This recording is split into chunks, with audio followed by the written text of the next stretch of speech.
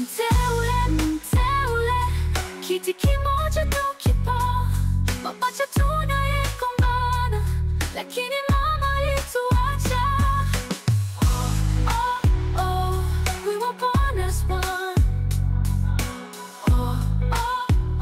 But now we're torn apart. Mteule, who will wear the crown? Karibu sana kwenye channel yako pendwa ya Hastenic Production, channel inayokuletea simulizi kali zenye mafunzo, msisimko na utamaduni wa Kiafrika. Kabla hatujaanza sehemu ya pili hii mpya ya simulizi letu maarufu ya Mteule The Chosen One, bonyeza kitufe cha subscribe, like video hii, comment maoni yako, na usisahau kubonyeza kengele ya arifa ili kila sehemu mpya itakapotoka uwe wa kwanza kuitazama. Tuendelee. Mwisho wa sherehe ya wito, jina la Thandi lilipofutwa kutoka kwenye mti wa kale, moyo wake ulipasuka vipande. Sauti za watu waliomzunguka zilikuwa kama msumeno unaomkata taratibu. Sio wa kifalme, alibadilishwa siku ya kuzaliwa, mtoto wa kijakazi. Wakati walinzi wakimshika baba yake kwa kosa la udanganyifu, Thandi alibaki kimya, machozi yakimtoka polepole huku moyo wake ukizidi kuganda kama jiwe la usiku. Hakusema neno hata moja, hakupinga, lakini ndani ya nafsi yake kitu kikavunjika. Aliapa kimoyomoyo, wamechukua kila kitu kutoka kwangu. Sasa nitawachukua kila kitu chao, hata pumzi yao. Thandi alipelekwa chini ya ulinzi mpole kwenda kwenye kasri la kutengwa, sehemu ambapo wafalme walituma warithi waliokataliwa au walio na kasoro ya damu. Lakini usiku wa pili, alifanikiwa kutoroka kwa msaada wa mwanamke mzee wa ajabu aliyejitambulisha kwa jina la Mama Kamwene, mchawi mstaafu kutoka bonde la giza. Mama Kamwene alimwambia, roho yako imejeruhiwa, Thandi, lakini jeraha lako linaweza kuwa silaha yako. Ila lazima ujitoe mhanga. Thandi alikubali. Usiku huo alitengeneza drama ya kutisha. Aliandika barua ya kuaga na kuacha mavazi yake karibu na mto Ngurumo, kisha akaruka mtoni akiandamana na Mama Kamwene. Siku iliyofuata, milambo ikatangazwa. Thandi, mtoto wa mtu yeyote wa chui, amejiua kwa huzuni ya kutengwa.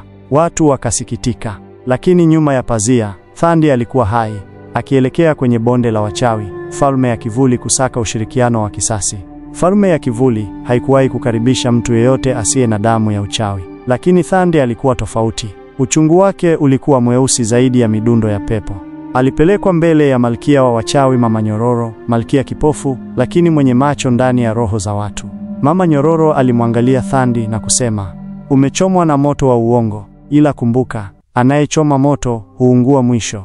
Thandi aliapa utii na kutoa kiapo cha damu juu ya sahani ya shaba. Nitaangamiza kila mmoja wao, Neka, Aminata na Zuri. Nitafuta taa ya roho kwao kabla haijawaangazia. Kama sehemu ya agano, Thandi alipewa nguvu 3 za giza.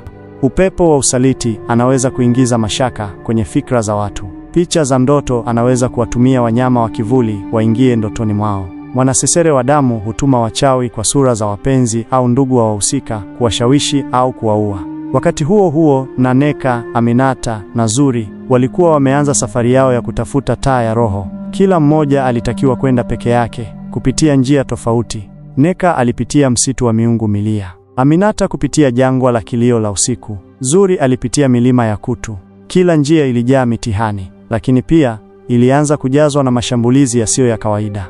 Siku ya 4, Neka alikutana na mzee mlemavu aliyemwambia kuwa ni babu yake. Alikuwa na sauti sawa na babu halisi wa Neka, na aliweza kumwambia siri zote za utotoni. Neka akaanza kushawishika.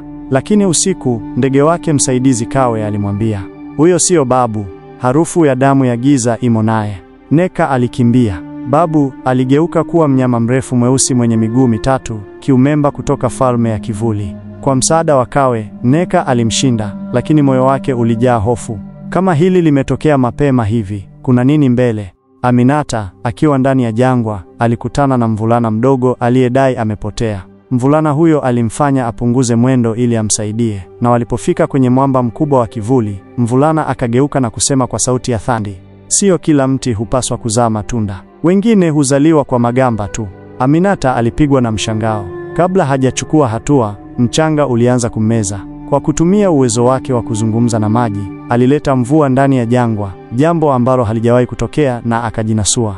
Akiwa anatoka, aliona alama ya mchawi wa damu nyuma ya mwamba. Alijua kuna mtu anayewafuata. Zuri, aliyekuwa mpweke zaidi, alikutana na kijana aliyemwambia jina lake ni Musa, kijana aliyempenda tangu utotoni. alijaribu kumpa matumaini, kumwambia aache safari na wakaishi maisha rahisi pamoja. Usiku wa 4, Zuri alimwamini Musa na kumruhusu alale karibu naye. Ndipo alipoota ndoto ambayo mama yake alimwambia, Zuri, upendo wa kweli hausimami mbele ya hatima. Kumbuka alama ya jicho lililofichwa. Alipoamka, aliona jicho la Musa limegeuka kuwa jicho la mchawi. Alimkimbia kwa uchungu, machozi yakimtoka. Upendo wake uliokuwa umeanza kuchipua ulikuwa sumu kutoka kwa Thandi. Wote watatu walifanikiwa kuvuka sehemu za mwanzo za safari yao, lakini walikuwa wamejeruhiwa kiakili na kiroho. Walikuwa wakitembea kwenye mstari mwembamba kati ya kuamini na kuogopa. Wakati huo huo, ndani ya bonde la wachawi, Thandi aliketi juu ya kiti cha mwamba wa giza, akitazama kupitia kioo cha kivuli akisema, hawa hawajui kuwa kila ndoto yao sasa ni mimi, na wala hawajajua kuwa taa ya roho si kwa ajili yao tu, bali mimi nina mpango wa kuitumia kuwasha enzi mpya ya falme ya giza. Lakini wakati huo huo, mbali katika mlima wa kale, mwanga wa dhahabu ulianza kuangaza. Ishara kuwa mteule wa kweli yuko karibu kugundulika. Itaendelea kwenye sehemu ya 3, taa ya roho. Je, nani ataifikia kwanza? Thandi atafanikiwa kuwateketeza? Na mteule wa kweli ni nani? Na hapo ndipo sehemu ya 2 ya mteule inapoishia. Thandi sasa ametoweka katika ulimwengu wa kawaida na giza lake linawafuata wenzake mmoja baada ya mwingine. Lakini je, watafanikiwa kuifikia taa ya roho salama, au mpango wa Thandi utazama angamizi? Ili kujua yote hayo, subscribe sasa hivi, like, comment na share video hii na watu wako. Na muhimu zaidi, bonyeza kengele ya arifa ili sehemu ya 3 ya taa ya roho ikitoka, uwe mtu wa kwanza kuisikia. Hii ni Hastenic Production, hadithi zinazoishi. Mpaka wakati mwingine, kaa salama, kaa na simulizi. Ndoto za utukufu, moyo wangu nasikia kelele za ushindi, lakini wewe ndugu yangu unaniita adui. Je, tunaweza kurudi pale tulikotoka?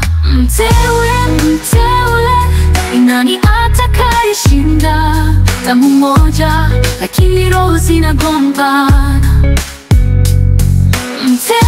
Mteule, kiti kimoja tu kipo, pamoja